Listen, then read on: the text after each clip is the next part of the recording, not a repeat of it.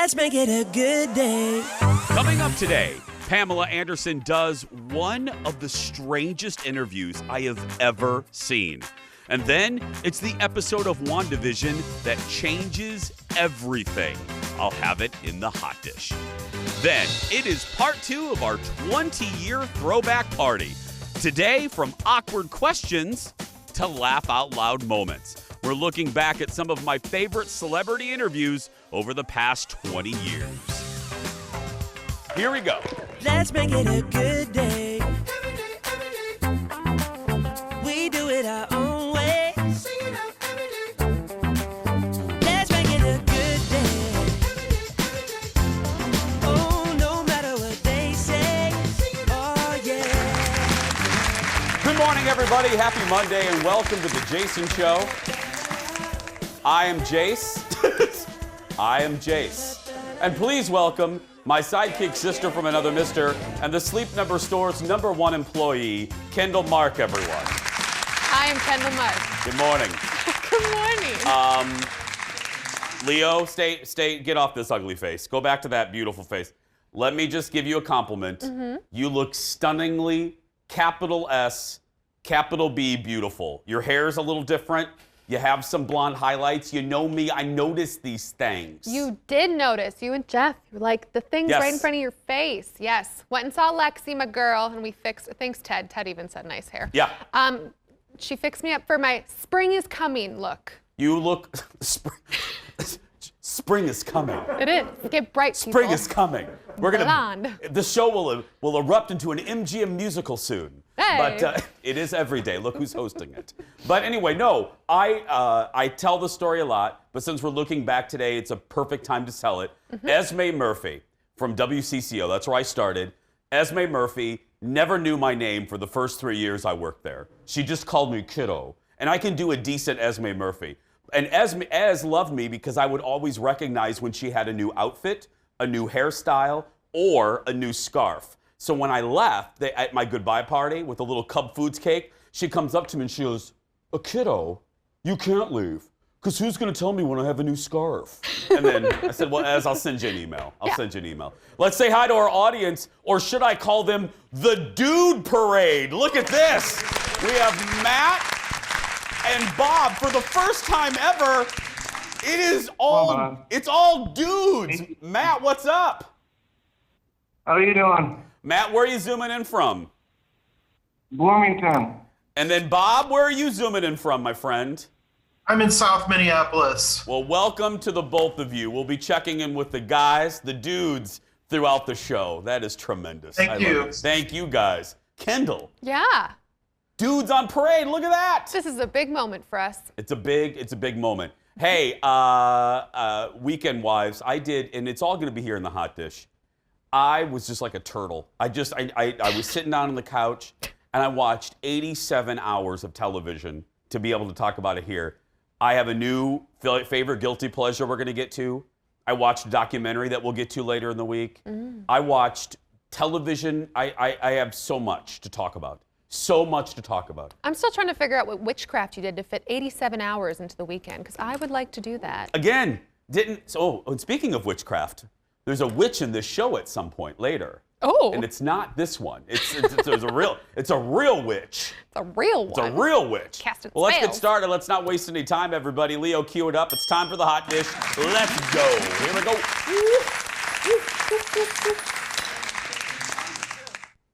Okay, here we go. Newly married Pamela Anderson is giving her first interview since her Christmas Eve wedding. Okay? She and her new hubby talked to the British talk show, is it Loose Women? Mm-hmm. Okay, I'm right on that. I didn't want Jeff to pass out here like one of those fainting goats. It's a British talk show called Loose Women. Don't email me. I didn't name it. And she did this interview from a very interesting place. Let's look. And here they are In bed. I'm trying to find him. There he is. There he is. Now, Pamela, to quote you, you have said in the past, "In the arms of the man I love, where it's exactly where I should be." I didn't think we were actually going to see you in the arms of the man you love. Oh, we haven't left bed since Christmas Eve. Oh, really? Oh, don't. Oh, how lovely. So that's a proper honeymoon. Where's this camera? There he is. Okay, I got it. Hi, guys. I'm not a camera person. Hi, yes. Dan. So, How are you, ladies? So you don't need the Maldives or Cancun. The best place for a honeymoon, I suppose, is snuggled up in bed. Exactly. Oh. Why go anywhere? Okay. You wouldn't have seen, but we would. Now, here's what I want to say about this. I know that we're in a COVID casual era of television, you know, and what I mean by that is people can't come into television studios to do interviews. People are joining us from their living rooms, their dining rooms, their makeshift extra bedrooms, turning them into Zoom rooms. Mm-hmm. But this is a bridge too far. Pamela, if you see that you have an interview on your schedule with loose women, hey, look, if you're going over your daily schedule, okay, I'm going to go to the grocery store, I'm going to go to Aldi, I have an interview at 9 a.m. with loose women, wouldn't you put just a little effort in? Mm-hmm. Wouldn't you get out of bed? I don't even need you to brush your hair. It's COVID. You know what I mean? I didn't bathe yesterday. Just saying. Not that you needed to know that, but I didn't. I was proud. But if loose women's on your schedule, don't you at least get out of bed for the said loose women? Maybe she took the name a little too seriously. Perhaps. It's a loosey-goosey format. I don't know. So I'm going to be live from my waterbed. Did you see, my favorite though was the women in the bottom two squares. I don't know who any of them are. The top two were like, oh, that's so sweet, and the bottom two women like couldn't move their face. Totally. Well, they were just like, yes, because she's doing an interview from bed, from their marital bed, a term from the 50s. But anyway, this is her 6th marriage, by the way, and Dan is her bodyguard. She's real protected right now. Ain't no one getting in there. Mm-hmm. But come on, Pamela. A little effort. I can't. I don't even need you to do your eyebrows. You know what I mean? Don't even paint on your eyebrows. No. Just get out of bed. Please. That's the least. Matt and Bob are out of bed. You know what I mean? Matt and Bob are, look at them. They brush their hair. Yeah. They put effort. Yeah. Matt went to his couch, for heaven's sake. It's a walk. That's right. You know. Next in the dish, Anne Hathaway joined the Queens in the workroom on Friday's RuPaul's Drag Race, and she dropped some tea. This is good. I don't know. I don't think anybody knew this. She dropped some tea about one of her most iconic roles. Listen. Of your many movie roles, were there any that you had to like fight tooth and nail for? How much time do you have? A lot of them. I will give you some tea. Yeah. I was the 9th choice for Devil Wears Prada. No way! But I gotta hang in there, never give up. Yeah. It's unclear who the other 8 actresses were. We think here at the Jason Show research team, we think it was only 3. She did some Jason exaggerating there. But we do know Rachel McAdams was offered the role multiple times following Mean Girls in The Notebook. Oh, everybody, after The Notebook, they wanted Rachel McAdams for everything. Duh. And can I just say this really quick about RuPaul's Drag Race? Please. And all of us Drag Race friends, you're going to be with me. Stop saving people. We are week 8 into this show, and we've eliminated like 2.5 queens. Get rid of these people. Oh. I mean, I want some eliminations. They saved both of them this week. Oh, there's been no... There's not been enough eliminations. Oh, how would you... That's like The Bachelor. That's like their new method. Yes. They just keep bringing new people in. Rue saved both the queens this week. Oh. I want people to go home. We got to cut. This is a competition, people. Mm-hmm. This ain't tea time with drag queens. You don't get a ribbon for participation. That's right. This ain't RuPaul's Best Friends race. Next in the dish. It's Drew Barrymore's birthday today. Her show is airing a special today on another network, and they released a clip featuring a very special... Now, and the reason this means something is because Drew has had a crush on this guy for decades. Look at this. Hello, yeah, kids. Tell her to unmute. Can you unmute? Are you Zooming, Dave? What's like? Yeah. Are you good at technology? I'm not a cat. everywhere. I'm sorry, I can't hear her. Oh. Well, you look like a fine cat. Can you hear me? Okay, it's the thought that counts, Yes, Dave. we can hear you. We hear you, but can you hear us? Yeah. Especially when my daughters crash at. Oh. Hi, everybody. How are you? Hi, Savannah. Hi, Dave. How are you? I'm coming in. It's COVID house. You look wonderful. Nice to see you. Happy birthday.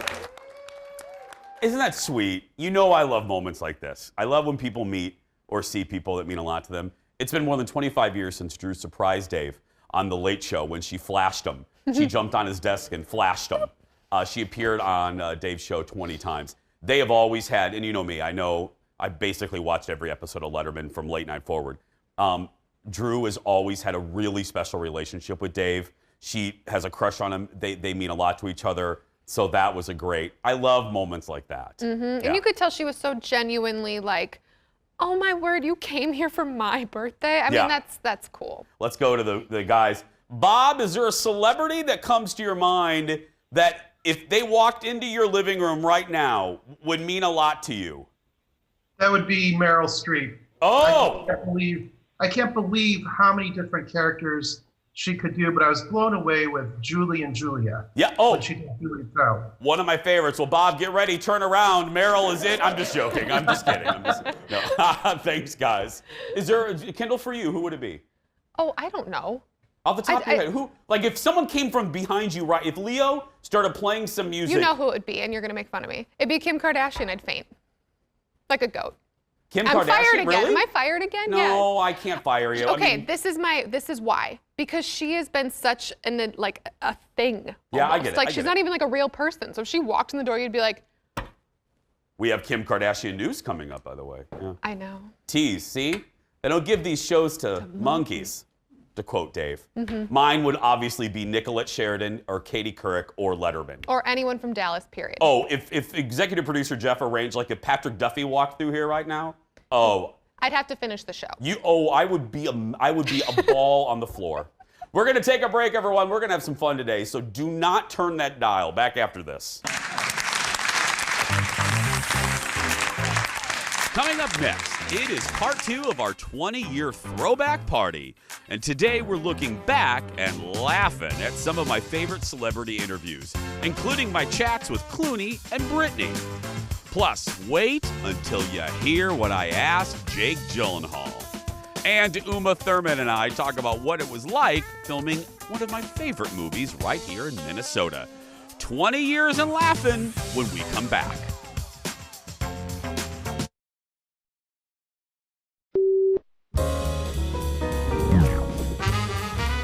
At the grocery store, picking up some snacks. The cereal aisle for my Apple Jacks. I'ma get scary with some dairy, cheese and yogurt, and Ben and Jerry. At the grocery store, that's where it's at. It's the grocery store. Gonna get some snacks. It's yummy in my tummy and Excuse me. You know, you guys should really put on masks. Oh, no, ma'am, because we're making a comedy rap video. Yeah, but you're at a grocery store. Okay, ma'am. Thank you. The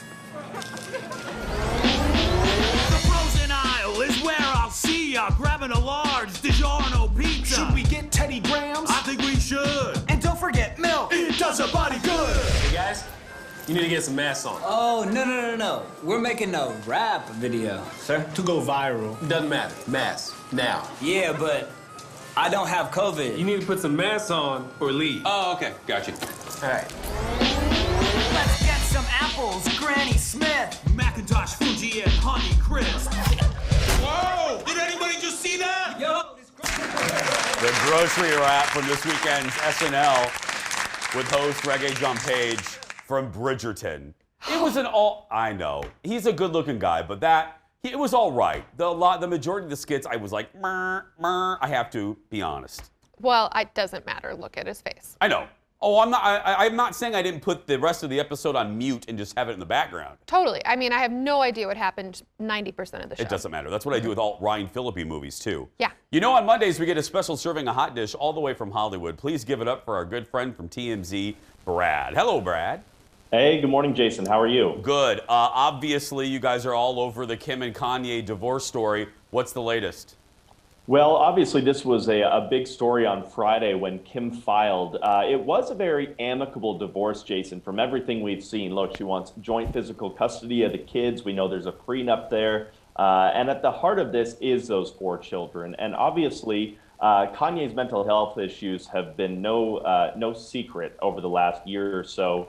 But we're told his mental health issues really had no effect in Kim deciding that they should have joint physical custody of these kids because, look, Kanye has never been a threat to the children. There's always another family member or nanny around. So it's a very safe environment for the kids as well. So we're told that there was really no hesitation or thought that went behind the joint physical and legal custody part of this divorce. Brad, you know, I was doing the math and I was thinking, don't you think from that big fight, remember when like Kim flew out or, you know, they kind of separated, I think they started laying this groundwork right after that because we really haven't heard a lot from them since that big fight a couple months ago.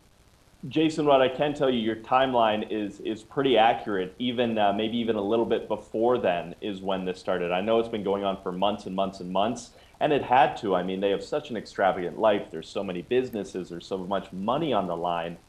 So this was really something that they had to iron out, and they did so really well. Next up, reunited, and it feels so good, maybe? Claire and Dale, are they back together? Well, if you believe the photos, they certainly are. Of course, Claire Crowley, she was in the first half of that very bizarre season of The Bachelorette when she ended it so suddenly and chose Dale Moss. We got some photos of them down in Florida last week. And we've been reaching out trying to figure out if this means they're back together, if they're just trying to work on things or what. Haven't gotten a straight answer, but they certainly weren't afraid of hiding the fact that they were spotted together. And finally, you guys done some digging on who may be in the Real Housewives of Miami reboot. What did you guys find?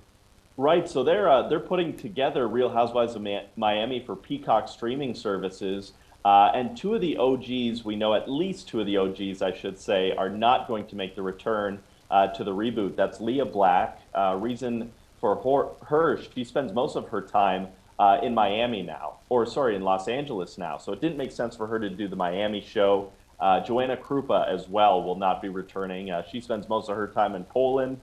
She does the equivalent of America's Next Top Model over there. She makes a ton of money. She's super famous, and she tells us, you know what, I just don't need the drama of another Real Housewives season. Probably. Those shows are never great for relationships, so you can't really blame them. Yeah, I think she's doing okay, especially if she's making all that money. She's famous. She's living in Poland, where she's from. I think she's doing all right. Absolutely. Brad, have a good week, my friend. Thank you. Thanks, Jason. You too. More on these stories at TMZ.com or check your local listings for TMZ on TV. More dish for you now. A major reveal on one of the most talked about new TV shows of 2021. I'm talking about WandaVision on Disney+. Now, before I say anything, because I'm already getting ribbed on the Facebook for not giving a spoiler alert about RuPaul, here's a warning. Thank you, Leo. It's our federally mandated spoiler alert. But we're going to talk about this because we have to. It is huge. Huge.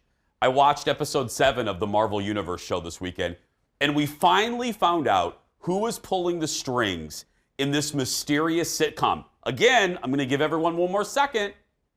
Okay, roll it, Leo. Wanda. You didn't think you were the only magical girl in town, did you?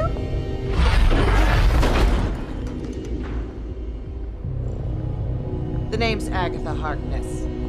Lovely to finally meet you, dear. Okay, poor Matt is covering his ears, our virtual audience member.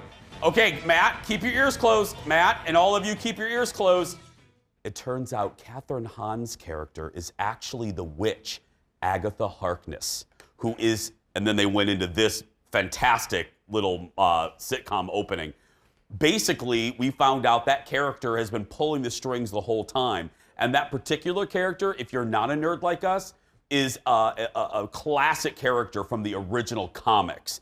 And the rumor is she will be playing a large part in the next big Marvel movies. The next one is I'm ruining his day, aren't I? Let's go to him. Matt, cover your ears, buddy. Cover your ears.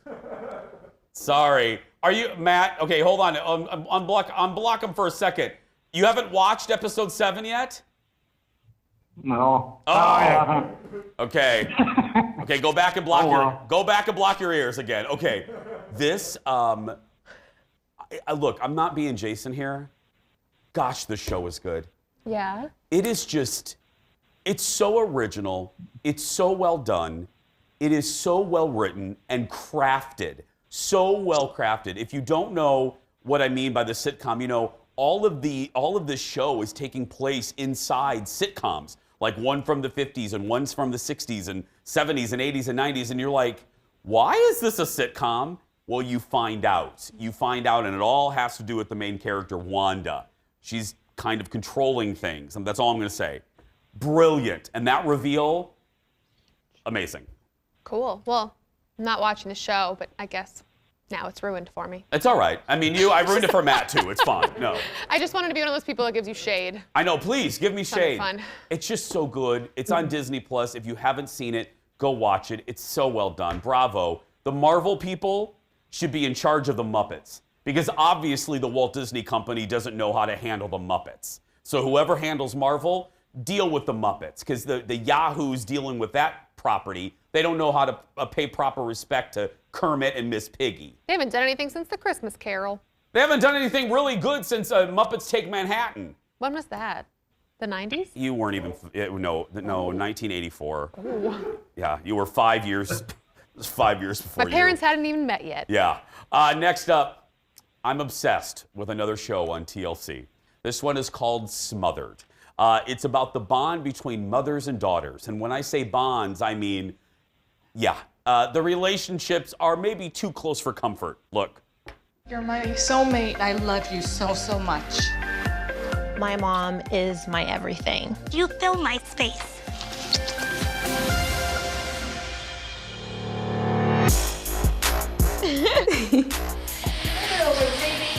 I've been taking showers with Britney since she was 5. In the mornings, like walk in her room and I just lick her all up, my puppy. I can look out my window and see right into her dining room. That's right. I have saved all of Sarah's baby teeth. They smell so beautiful. We get to be triplets now. Okay. I know. I know, Kendall. Don't shame me. I need this guilty pleasure. It's so good. It's basically the sister show to I Love a Mama's Boy. And there's an episode. Now, what the majority of the scenes you just saw right there are from season 2. I'm on season 1, and there's a scene where this mother in the narration says, "I take the bath first, and if the bath water is still warm, then the daughter bathes in the same bath water." I guess that's very eco-friendly. Well, no. It's none of those things. And then another mom and daughter. They go on a double date, and the daughter sets it up, but doesn't tell the guys that it's her mother. So the guys are in their 20s, and she's my age, which I'm not shaming age differences, but it's still really, you will suffer from mega secondhand embarrassment, but it's delicious. Smothered airs on TLC. Jason. I'm sorry. I feel like I need to help you move off the TLC bandwagon just for a minute. Are you kidding me? Colin's moved out. He's sick of it. He's done, guys. Yeah. Still ahead. It's part 2 of the look back at my 20 years here at Fox 9. We're showing you some of my most memorable celebrity interviews and the stories behind some of those moments. Like this interview right here with George Clooney when I'm wearing my Target sweater. We'll be right back. Stay with us. I remember that sweater.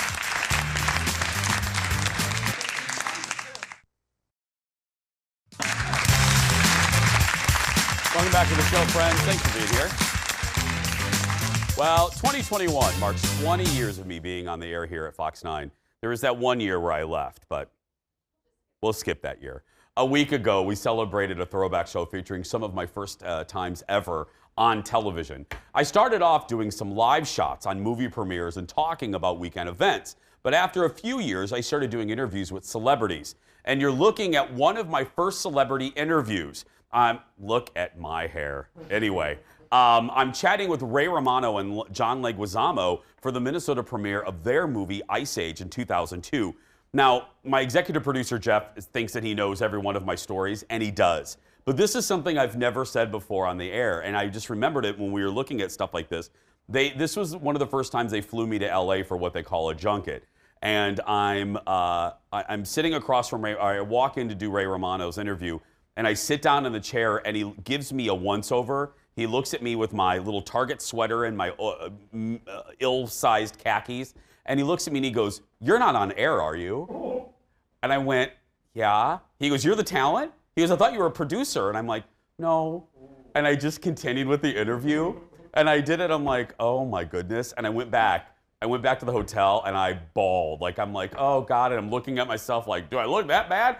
Looking at myself, I do kind of see it. He still should not have ever said He's a something good like that to guy, you. but yeah. Today we're looking back at some of my most memorable celebrity interviews from my early years in TV. And first up, George Clooney. In 2002, same year, he was promoting his directorial debut, Confessions of a Dangerous Mind. But I had to ask him about something else.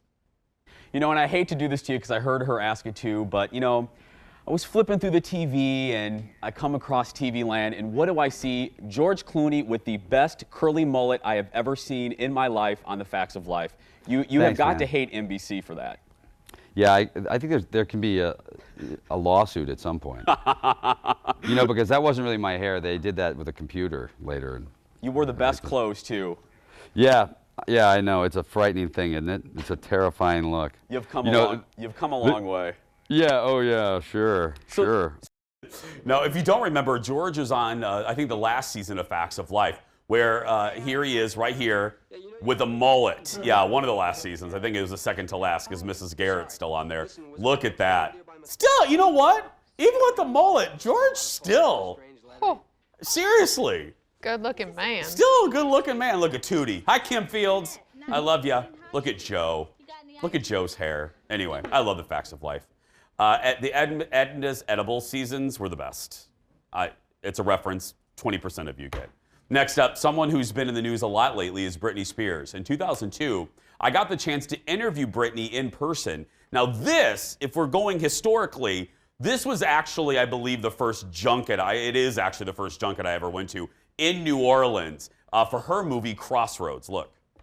How involved were you in Crossroads, the production, and did you enjoy that? That was the best thing about the movie, is how creative I got to be with it, as far as the casting, as far as the clothes, as far as the music, everything. It was like my project, you know?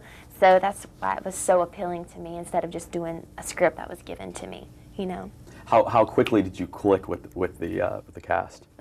Immediately. I knew right when Taryn walked in, I was like, this is the girl. Yeah, Britney was, because she doesn't do a lot of interviews, and that was, you know, probably the last time she did interviews like that for a movie. You know, when you walk in, she's very breathy. She's what you think she is.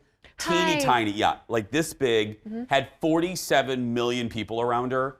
The two stars that I always remember that had the most people in the room, her and Jessica Simpson. Interesting. Jessica Simpson had an army of people in that room, and it's a small hotel room. Moments after that, I fell backwards in the director's chair. Yeah. Britney was still in the room, too. Britney was still in the room and helped me up. Okay, one more from 2002. You've probably heard me talk about this before as one of my worst interviews. Now, I stopped saying that about 6 years ago because, in all fairness, he's just a shy guy.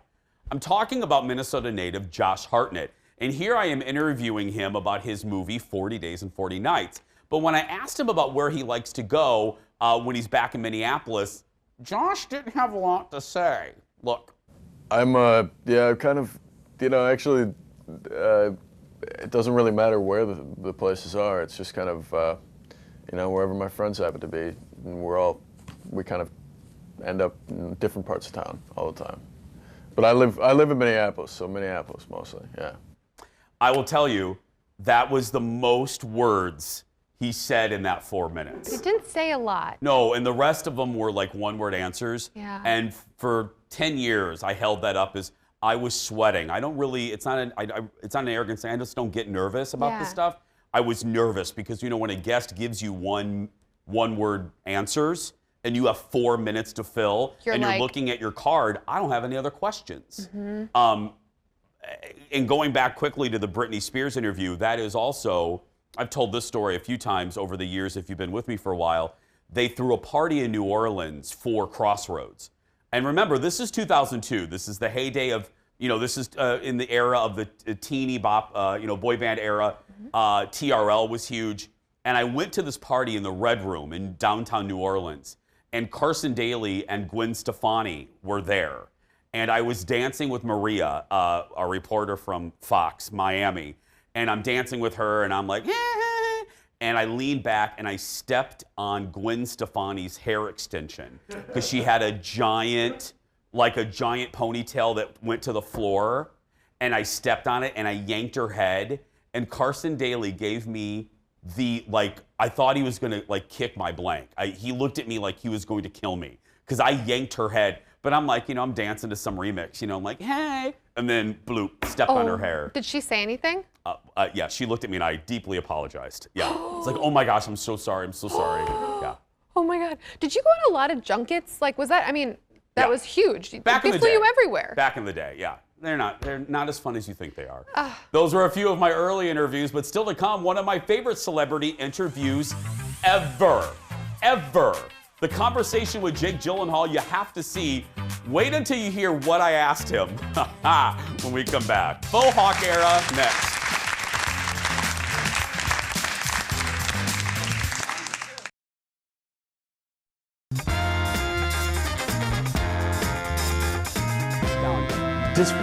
Does fame drive you crazy? All the trappings that come with, the Access Hollywood and the Star magazines, does that all drive you nuts, or are you pretty good at removing yourself from all of that stuff that comes with fame?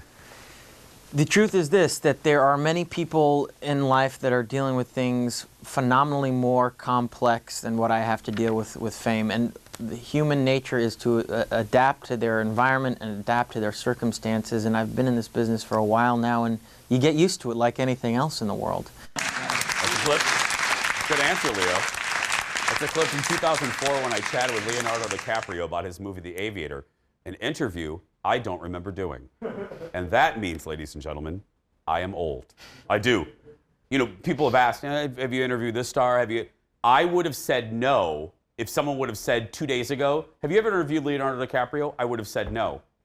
I interviewed Leonardo DiCaprio. I don't remember. Did it ring any bells watching it or no? Not at all. I looked very serious, though. What was that? That was my Eddie Munster phase. What was that? Well, he had a very serious answer to something he could have been funny about, so you were fitting the tone. I liked him. I do remember now. That was a good answer.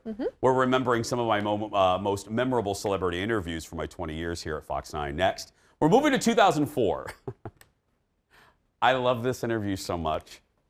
I really do. I was chatting with Jake Gyllenhaal about his movie, the disaster movie, The Day After Tomorrow. First off, here's what you need to know about this interview. He couldn't hear me at the beginning. In his earpiece, well, you'll find out. Something was happening in his earpiece. And then I asked him a question that you won't believe and I would never ask now. Look. Jake, can you hear me? Hi, Jason. Good morning, Jake. How are you? What is this, Maury Povich? Okay, to help you understand what's going on right now, Jake isn't hearing me in his ear like he's supposed to. He is hearing the Maury Povich show. Our programming, isn't Take he? a listen. Yeah, is that what it is? Is he interrupting us? Jake, can you hear me? Jason? Jake? Maury? Jake? Povich? Jason? Jake? Hi. You can hear me. I can hear you. We had a little bit of technical difficulties. Were you stuck listening to our programming? I was hearing about some prostitute and her daughter or something. Oh, the quality programs on Fox. I was into it. I have to say. Yeah, I liked your little, good morning, Minneapolis. We saw that. Good morning, Minneapolis. That was great. Well, good. How are you, my friend? I'm feeling great. Good. This morning, yeah. Well, yeah, even with How are you? I'm doing, it's Friday. How can you complain? It's true. Good morning, Minneapolis. Good morning. Yeah. But I guess we should actually do an interview, but or we can, I guess. Whatever. I mean, look. Hey, I'm up for anything. Ooh. I'm into watching the prostitute and her sister. Whatever you want to do. Who wouldn't be? Who wouldn't be? I'm holding up, you're on freaking 3 magazines this week, Jake. And this one, I'm holding up the GQ one. Jake, I have this shirt, and I'm never going to wear it again because I will never look as good as you in that shirt. I bought the shirt, and I saw it on the newsstand, and I'm like, I am never going to wear that shirt again. Well, Jason, all I can say is thank God for computer graphics. Oh, please. You know what I mean? Because that shirt looks great on. Thank God for them. Oh, please. You know, it just makes things not as real as they actually are. But thank you. That's flattering of you. And you should wear that shirt. Get out there. Thank you. Don't feel ashamed. Well, you know. Have you ever been here? Have you ever had a trip to Minnesota? No, I haven't, and I'm actually hopefully going to come out and see my uncle and his family. Well, do it, and then strategically, I'm having a huge 30th birthday party, so if you want to strategically plan it around that, you're more than welcome to come to the party. And you know what? Maybe we both can wear red shirts. We'll both wear the red penguins. I mean, I don't want to intimidate you or anything, but I have a feeling I might feel a little intimidated too. So. Oh, please. You invited Jake Shameless. Gyllenhaal? Shameless, crew. What? You invited Jake Gyllenhaal. I invited, what am I, 7? You want to come to Chuck E. Cheese? I invited a big Hollywood star to my birthday party. Did he come? No, but my producers, and they got this from an unnamed source, Lori Fisher, dug up a picture of me at my 30th birthday party, sans Jake Gyllenhaal. Yes, that's me on top of a bar. Not quite sure. Oh, I'm voguing at this moment. Oh. Because, you know, I know all the choreography to Madonna's Vogue, and I was dared to get on top of the bar and do Vogue. And you're an excellent dancer, so. Well, I'm not. I can Vogue, though. But, yeah, Jake did not show up. But anyway. He referenced his family. His uncle used to be the editor of the Star Tribune, by the way. That's the connection, yeah. Oh. Being here in Minnesota, I often like to ask celebrities about their time in our great state. After the break, wait until you hear what people like Ben Affleck, Kevin Smith, and more have to say about filming a movie here in Minnesota. And then the time I talked to Uma Thurman in my Forest Ranger outfit about my dating life. Wow. We'll be right back. Or lack thereof. What is this monstrosity? Maybe it's for the Easter Bunny pictures. Impossible. The Easter Bunny court is down at the other end of the mall. It's been up since 2 days after Christmas. I want answers. Ask one of the workers. No. There's a soul who might know what's up.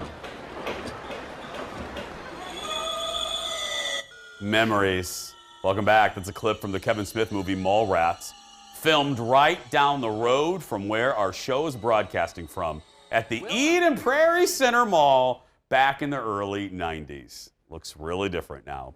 Mallrats was one of the first movies Ben Affleck ever appeared in, and when I interviewed him in 2004, I had to ask him about his time here in Minnesota. But this is that one. Get ready to laugh, Kendall. Go ahead. The interview didn't get off to a great start. Watch this. Jason. Matt. Ben. How are you? Happens every day, my friend. You're kidding me. Does it really? Yeah, in fact, yes it does, all the time. In fact, the other day I was on the Ellen show and the broadcaster guy was like, "Ladies and gentlemen, Matt Damon!" Well, yeah, and what a great way to start off the interview, so I'll try to come back from it. That's all right, but you can battle back, you can do it. Thank you. Now, we are proud because we are the home of Mallrats. You shot it literally, Ben, 2 blocks from the studio where we're at right now.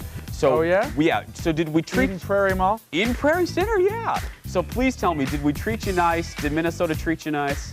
Minnesota was great. I had a good time. I mean, when I came out there, it was like the women's Final Four was happening out there, and I think UConn won, and I went to that, and I went to the Mall of America, which I still consider to be like the greatest monument to capitalism ever built. Last question. I figured, we're one of the last interviews, so you probably, please, you get asked the same questions for like what, Ben, 20 times? So I thought I would try to come up with a quirky question, just a little different. Since we are a morning show, Ben, what's your favorite cereal? You know what I like? I like Life cereal. Life cereal? Mikey likes it. Mikey likes it. And Ben likes it too. And Ben likes it And Ben likes it too. Ben, thanks so much for your time. We appreciate it. Thanks, Jason.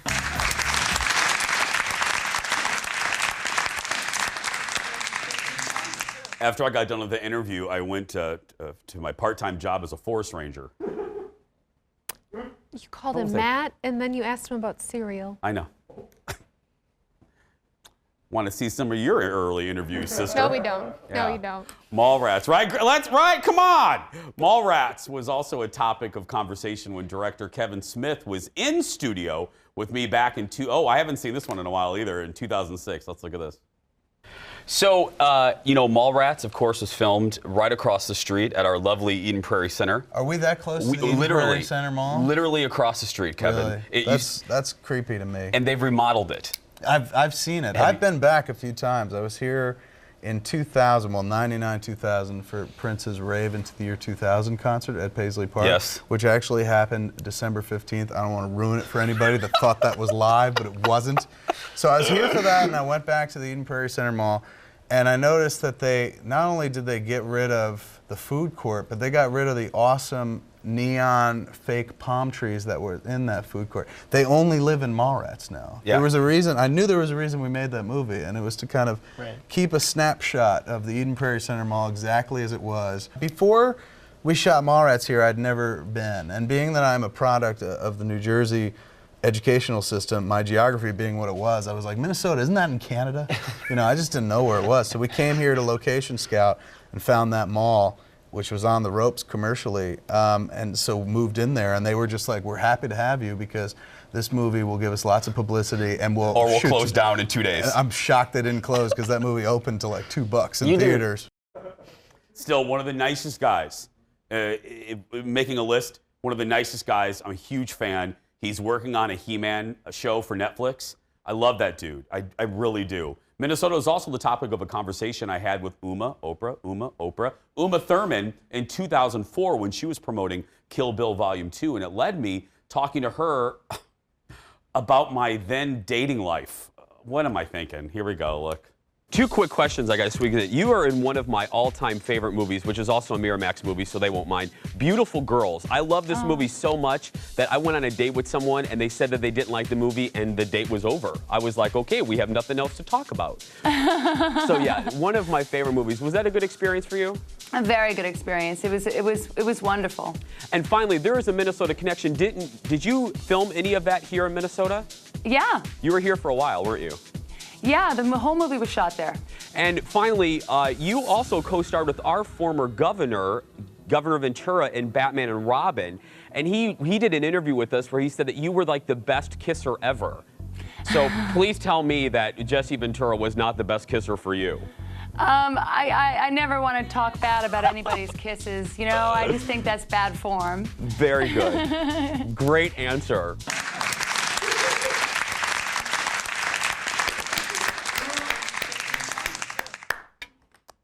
You think I'm embarrassed watching I Love a Mama's Boy? This is worse. I love this. Cringy. I'm sorry, Uma.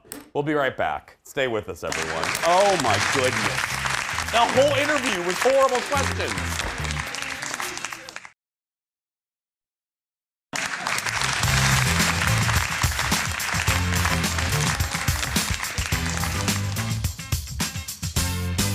Taking inventory, I asked Jake Gyllenhaal to my birthday party, and I asked Uma Thurman if Jesse Ventura was a great kisser. And somehow I wasn't immediately fired. Nope. Somehow I got a show. You can stay connected with said show on YouTube. If you miss our show live, go ahead, go to YouTube, search for The Jason Show, and hit that subscribe button. Full episodes are posted every single day. We're going to take a break. We'll be wrapping up when we return. Back in a moment. Oh, my goodness.